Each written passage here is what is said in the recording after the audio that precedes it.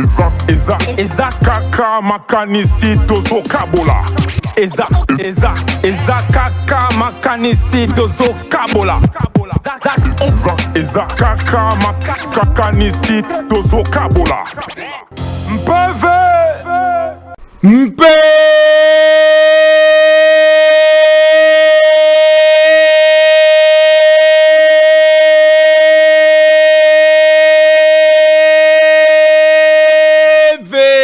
PV hip hop, PV hip hop yangoyo émission bo sepela kolanda PV hip hop émission oyo et ya pona hotelemisa mouvement hip hop ya Congo place oyo moi pongi moi kidiba elinga ki ekoto ensemble nanga moko e bokasta ya moko parmi ba ninga na PV hip hop ya lelo tout ça va vraiment solo comme na bomesa no kande to ebisa rabino to zona vrai parmi biso moko parmi biso kandi na lo bar toujours pour to betane ba vraiment solo o etali mouvement hip hop ya Congo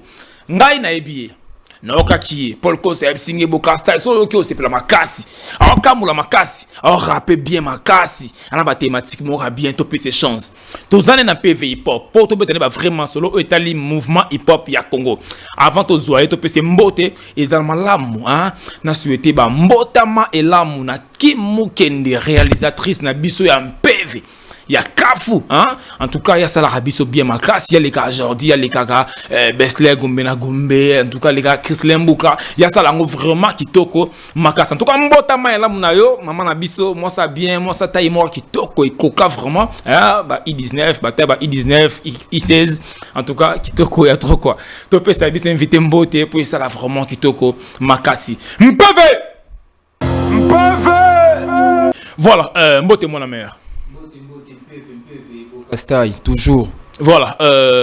PV Zali. PV, toujours, Tozali, PV. Voilà, Laurent PV Zali, c'est un format qui toko makasi. Bazolanda yo na BR TV Africa, bazolanda na Congo Best Télévision, bazolanda na CCTV pe na Ralik,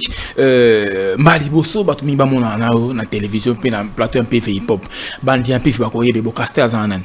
Si, Bokasté, Lozalina, l'artiste Salazone, la fierté, donc mon Bundeli. Tozali, musiciens et au Salazone, la fierté, on est ensemble la famille. Voilà, on est ensemble. Kandenge, Salazone, vraiment lobby, on est ensemble. Alors, Salazone, Salazone, pas dans la histoire, historique, il y a début à carrière, parce que botame rappeur, et c'est un bon to para loko moko boy ça qui est yoko ma rappeur. Ce to ko ba vraiment sona yo Salazone a comme rappeur ndengeni pena ba nini. Ouais, donc, Tozali, Tobandiangono, et l'aura libosé ça na famille,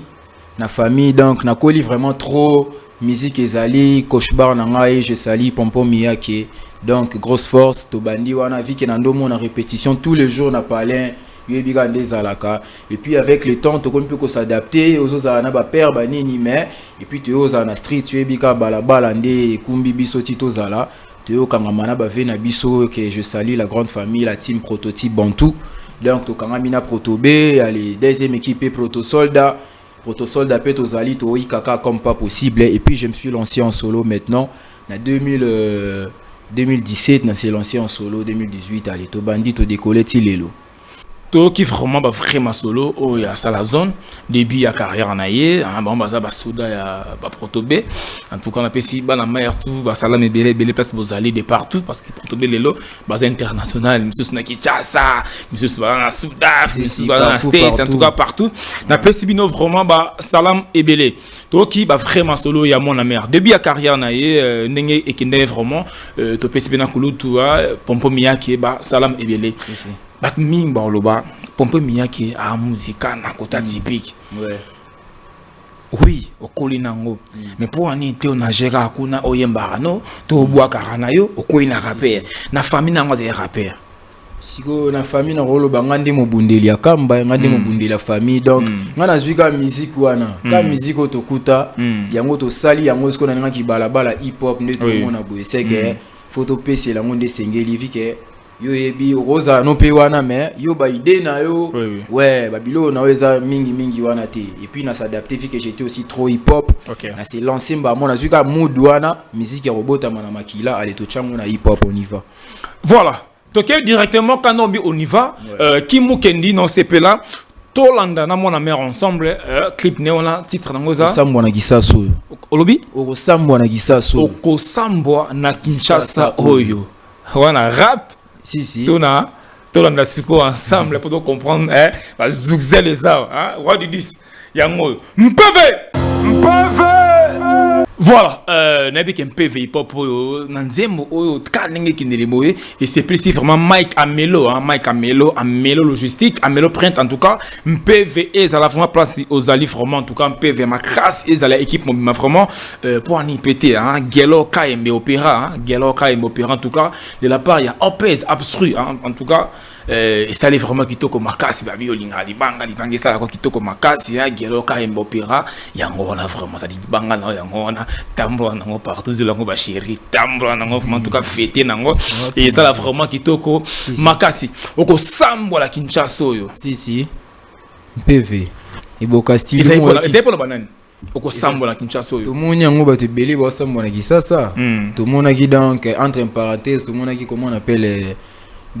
kinaper tala vraiment tande ba komakata yo donc ça c'est meli bango donc ils a vraiment charge tiba appel côté sambo comme nango folar donc il cherche ses maman na charge d'abord de 1G c'est un peu de parler du game qui ça là ça parle et le belana pe na game donc au petit moment quand tu gagne le qui ça sango komi ayo ndeko faut tout na koyeba ki belé ba ganga ba liama comme poulet mayo kana ki ça sango donc so beti faut le charbonner encore et le na motiver encore ba ya gitu donc au beta moi bon moko e kangi nango ko beta no toloté travailler ne vraiment ça vraiment ba o eza vraiment na kati no poto ndimo bien vraiment sinon c'est la zone dans un producteur déjà to azaka na bana mai na ye o ba misara moi 100 francs to 50 francs pour la promotion à mon mère na bango. Si donc je salue d'abord à toute la grande famille nangai vraiment ya musique au ba soutenir ngai depuis le début ti siko place toko mina place to linga to kende la team proto soldat la base donc toko tourner ensemble donc tozana manager manager zali na minute to na ba manager ba booster biso ba manager Paul ba manager Ray Kamso ba manager Easy Flab Mobutu tozana vraiment sous-soupé na kati ya base staff Zarba Industrie je salue la star Bazarba on est ensemble donc comment ba force les op ça moment ba partout mais tozali to bunda biso na biso bana mai tozali donc là qui c'est directement que ça la zone azar vraiment na producteur mais quand la talent au azar vraiment en tout cas on sait que la mini ba to nyonso ba moni qui ba ko travailler na sa zone ba ko contacter numéro un PV on soit numéro na ko pesa na sukawa et ça la vraiment kitoko makasi ça la zone évolution rap à Congo aux hommes on ouais c'est bon donc tokolo ba c'est bon ça va déjà parce que tout le monde peut ba mec au bazana ba Congo déjà bon ça la style rap mais bon qui est petit na ba 1 million t'as fait to comme moment on sait que on évolue déjà très bien donc ça la 1 million ça vraiment rap solo cause là déjà moi bongo moi déjà un son rap c'était vraiment difficile au départ sans rap nakin ba mon 1 million de vues 2 millions 3 millions exact mais aujourd'hui déjà tout comme au KNDP c'est que déjà on avance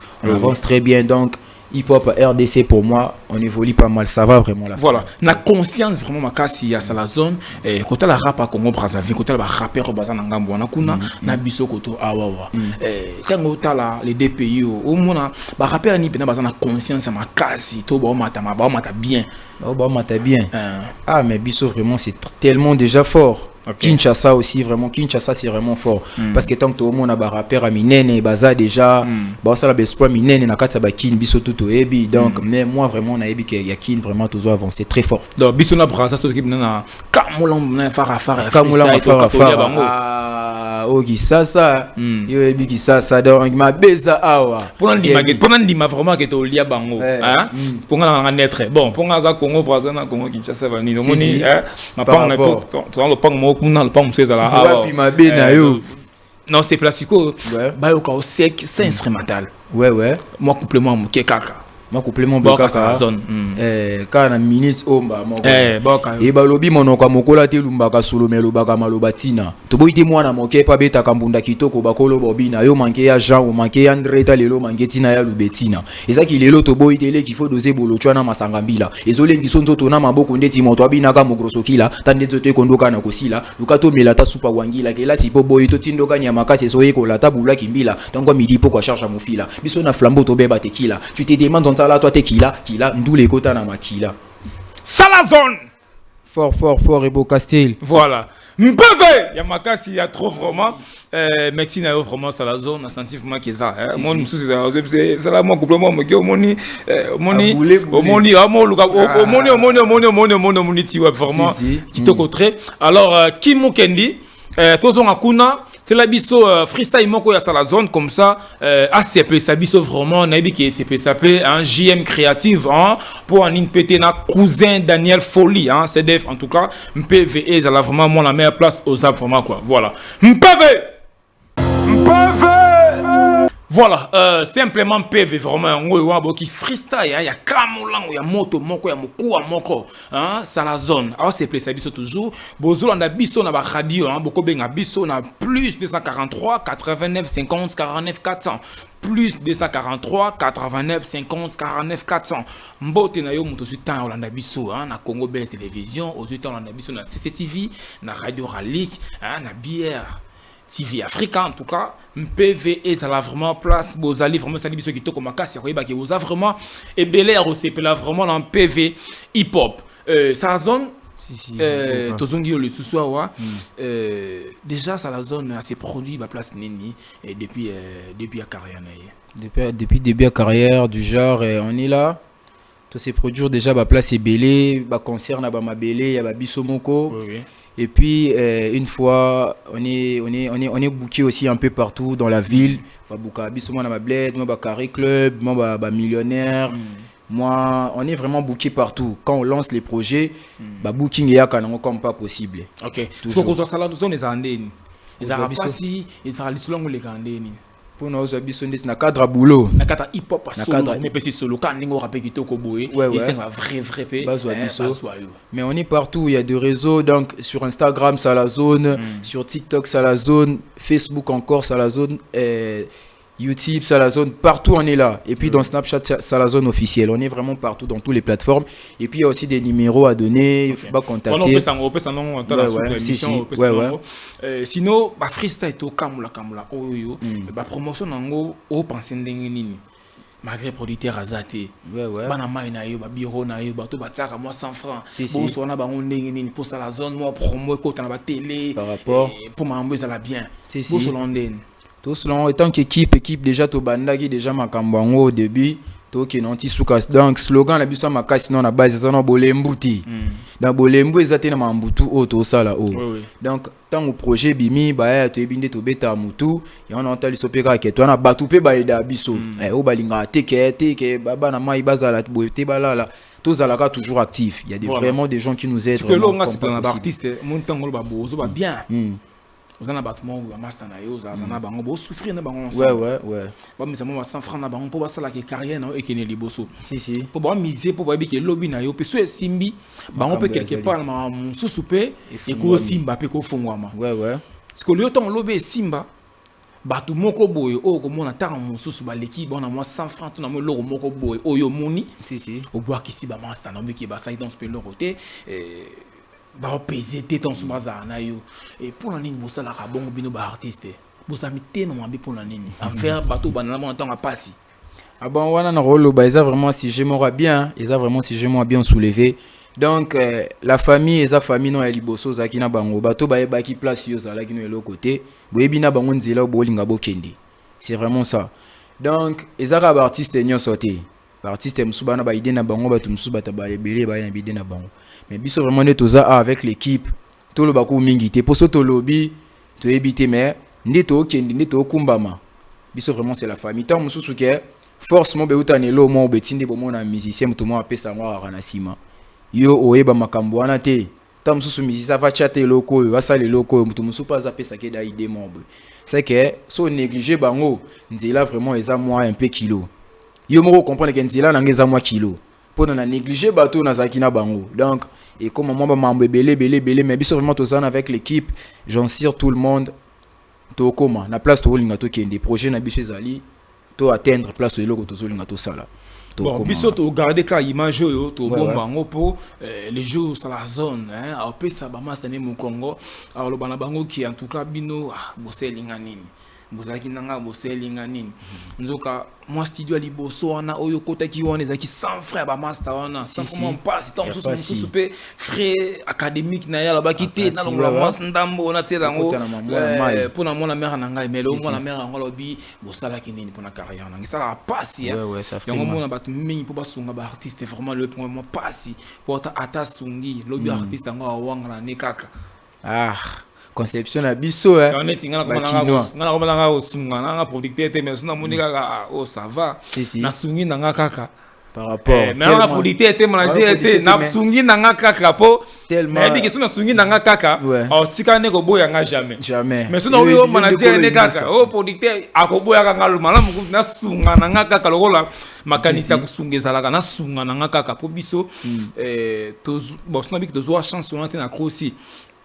pour nga zo mo chance mo boya bato mo boye ba linga pe biso to mosusu ba sunga ka biso ya nga pe dans sunga par rapport ouais tika jamais ko ba mabe na bango en tout cas boyende ça vraiment qui to ko makasi alors qui mo kendi to kendi na dernière son mon mère ACP sa biso lisusu ou za projet sika ozo mimisa ya ngo clipper to clipper bilei donc to liande des vrais flows ya ngo ande to bengo bilei ça sort dans quelques semaines déjà partout dans toutes les plateformes de téléchargement. OK. Voilà, to kango bilei ensemble na ki mokendi. Voilà. Mpeve. Voilà, wana to chité na biso na mona mère na biso a kam li biso vraiment et loko moko ya bien hein et puis si solo vraiment rap ndé yango vraiment hein aiza mission hip hop sans tangoye ça biso rap plaisir. Ma boke na mon côté ça biso ka plaisir rapper. Pas de temps à parler, ba comprendre vraiment que aiza rap. Oui, au rapper. Oui mbaka yaka yemba. Maboke Tikila Bangadios. Voilà. Au dernier projet, où ils ont en actualité. Bilei bientôt disponible. Clip DG Salemi Marambutu Carré, toi l'ingaka tout lancé déjà aussi si la distribution. Tu profiter de la date. Mais tout le bamingité pour notre ticket lonka ba semaine. OK. Tu vas annoncer na biso date mais ezaka la mingité kaka ezo mais tout le monde ngo déjà. Et bima botina ba chombo, botika na YouTube et sur qui wana bien promotion ezali partout donc faut déjà pas jouer bien des alaka partout donc tous collaborer déjà fort na Kail jeune talent c'est la famille News de Kin aussi donc page na biso fait mes alliés si fort chill tout barumbu moi na barumbu on est ensemble les Congolese visibility donc page na biso bomba biso vraiment mes alliés na bled tout ça la promotion et puis tout taquer télé radio des alaka et puis PV hip hop makambu wapi mabe na biso. Toujours. Voilà, plaisir à trop, on a vraiment dans le clip en Sili, Yaranango, qui Mokendi. En tout cas, faut ça la zone plaisir. Attends un mois mon robot, qui Mokendi. Et ça là vraiment bien, moi un mois mon robot, t'as moins fort. On peut missiner nous banane ni ba lili wen moi non peut missi bango parce que yo na bango boye banité so aussi problème ba ko ya pété ba ya pe ko tala o pété tant po beta kapé bango ba ye ba kapété ko so beta bango donc la place beta bango c'est la biso bana mai na biso ba congolais vraiment bana mboka et ça vraiment qui to ko makasi ça la ka ne peut pas ça là awa to lo bela na biso ba américain té oh ba français to lobela na biso bango PV hip hop bane sikate ba lobela bango na ba skyrock na bango ya bango wa biso za lipo na bana mboka Congo Brazza Congo Kinshasa to sukaka wana to sukaka wana vraiment ki mokendi salara ne na biso et ça vraiment kitoko makasa alors ça la zone mon ba dédicace na yo na ba vrai na yo bato o bazuli baku ya Rolanda vraiment et ça la bango plan kitoko makasi ya première dédicace ya honneur donc ya maman na ngai moko maman Mireille Mangamba maman Bota Salazone. Et puis il y a la grande famille Proto-Soldat, Landrick Totana, Roméo, mon directeur, il est là mise en place, le manager Ray Kamso, le manager Easy Flamme, le manager Paul. On est ensemble. Donc la grande famille, Barumbu, Mobimba, Zontsala Eo, la fierté, Wapi Mabe Nabiso, Mamen Zoko. Landrick Totana, mon directeur Roméo. Bango wana ba des fois OK plaisir à proposer la kao ya na boka ki ebité na boka yo déjà ba ni c'est comment numéro de téléphone ebité ceux qui a permis hein ça la zone en ça ouais ba contacter biso plus 243 81 20 56 512 plus 243 81 20 56 512. Merci na bato nyos ko banda hip hop avant biso. Merci na bino vraiment akulutu na ngai bino ndebo pesa biso moi gu wana elengi wana ya bundela toujours musala o vraiment et ça la vraiment kitoko makasi toki na clip promo na biso na pesi yo lisusu mutu na ngai master na ngai opez absurde en tout cas salam na yo vraiment petit nez vraiment nesta lidzong en tout cas na pesi yo ba salam ebele olinga libanga esala ko kitoko makasi ozolango de ba chérie bisa ngai déjà en tout cas MPV ça la place au sali quoi voilà MPV